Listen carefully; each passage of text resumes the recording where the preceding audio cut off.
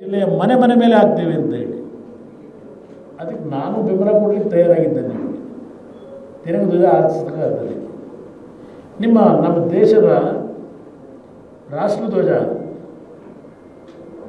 ಆ ರಾಷ್ಟ್ರ ಧ್ವಜದಲ್ಲಿ ಇರ್ತಕ್ಕಂಥ ಬಣ್ಣಗಳು ಯಾವ್ಯಾವುದು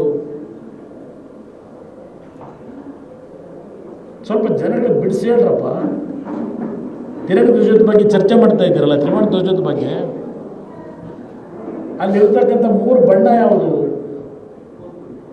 ಒಂದು ಕೇಸರಿ, ಒಂದು ಬಿಳಿ, ಪರಿಶುದ್ಧವಾದಂಥ ಬಿಳಿ ಬಣ್ಣ, ಮತ್ತೊಂದು ಹಸಿರು. ಆ ತ್ರಿವರ್ಣ ಧ್ವಜದಲ್ಲಿರ್ತಕ್ಕಂಥ ಕೇಸರಿ ತೆಗೆದ್ರೆ ಏನರ್ಥ ಕೊಡುತ್ತೆ? ಸ್ವಲ್ಪ ಬಿಡಿಸಿ ದೇಶದ ಜನತೆ ಮುಂದೆ ಇಡಿ. ಆ ತ್ರಿವರ್ಣ ಧ್ವಜವನ್ನು ರಚನೆ ಮಾಡಿದಾಗ ದೇಶದ ರಾಷ್ಟ್ರಧ್ವಜ ಅಂತ ತೀರ್ಮಾನ ಮಾಡಿ ಕೇಸರಿ ಬಣ್ಣವನ್ನು ಅದಕ್ಕೆ ಯಾತಕ್ಕೆ ಆ ಧ್ವಜಕ್ಕೆ ಲೇಪನ ಮಾಡಿದ್ದಾರೆ? ಸ್ವಾತಂತ್ರ್ಯ ಹೋರಾಟ ಮಾಡಿದಂಥ ಕಾಂಗ್ರೆಸ್ನ ಮಹಾನ್ ನಾಯಕರು, ಇತಿಹಾಸ ಇರತಕ್ಕಂಥ ಈಗಿನ ಮಹಾನ್ ನಾಯಕರು ಇವರಲ್ಲ. ಇವರು ಅಗಲದೊರಡೆಗಳು ಈಸ್ಟ್ ಇಂಡಿಯಾ ಕಂಪನಿ ಮಾಲೀಕರುಗಳಿವರು. ಈಸ್ಟ್ ಇಂಡಿಯಾ ಕಂಪನಿ ಫಾರ್ಮ್ ಮಾಡ್ತಾ ಇರೋದು ಇವರು. ಕೇಸರಿ ಬಗ್ಗೆ ಇಷ್ಟು ಮಾಡ್ತಿರಲ್ಲ, ಅಯ್ಯೋ ಕೇಸರಿ ಹಾಕಿದ್ದೇನಂತೇನೋ ಮಾನ ಅಪರಾಧ ಅಂತ ಹೇಳಿ ಹೇಳ್ತಿರಲ್ಲ. ನಮ್ಮ ಧ್ವಜದಲ್ಲಿ ಇರ್ತಕ್ಕಂಥದ್ದೇ ರಾಷ್ಟ್ರ ಧ್ವಜದಲ್ಲಿ ಕೇಸರಿ. ನಾನು ನಿನ್ನೆ ದಿನ ಆ ಉಸ್ತುವಾರಿ ಸಚಿವರಿಗೆ ಹೇಳ್ತೀನಿ, ನಿಮ್ಮಿಂದ ನಾನು ನನ್ನ ಪಕ್ಷ ಯಾಕೆ ಉಳಿಸ್ಕೋಬೇಕು ಅನ್ನೋಂಥ ಕಲ್ತ್ಕೋಬೇಕಾಗಿಲ್ಲ.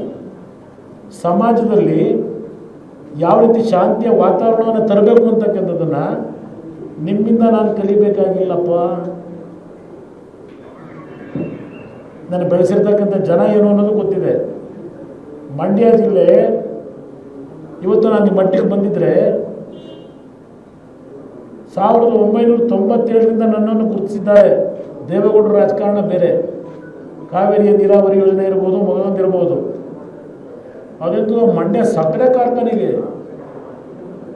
100 ಕೋಟಿ ಬಿಡುಗಡೆ ಮಾಡಿ ಶಂಕುಸ್ಥಾಪನೆ ಮಾಡ್ಬೋದಾಗಿತ್ತು ಅಂತ ಹೇಳಿದ್ದೀರಪ್ಪ. ಬಜೆಟ್ ಪುಸ್ತಕ ತೆಗೆದು ನೋಡಿ. 2019 100 ಕೋಟಿ ರೂಪಾಯಿಗಳನ್ನು ಹೊಸ ಫ್ಯಾಕ್ಟ್ರಿಯನ್ನು ಮಾಡಲಿಕ್ಕೆ, ಶುಗರ್ ಫ್ಯಾಕ್ಟ್ರಿಯನ್ನು ಹಣವನ್ನು ಹಂಚಿಕೆ ಮಾಡಿದ್ದೇನೆ ಬಜೆಟ್ನಲ್ಲಿ. ಆ ಕಾರ್ಯಕ್ರಮ ಮಾಡಲಿಕ್ಕೆ, ಪೂರ್ಣಗೊಳಿಸಲಿಕ್ಕೆ ಆಗದೆ ಇರತಕ್ಕಂಥ ವಾತಾವರಣ ನಿರ್ಮಾಣ ಮಾಡಿದವರು ಯಾರು? ನಿಮ್ಮ ಕಾಂಗ್ರೆಸ್ ಪಕ್ಷವೇ. ಸರ್ಕಾರ ಇದ್ದಿದ್ರೆ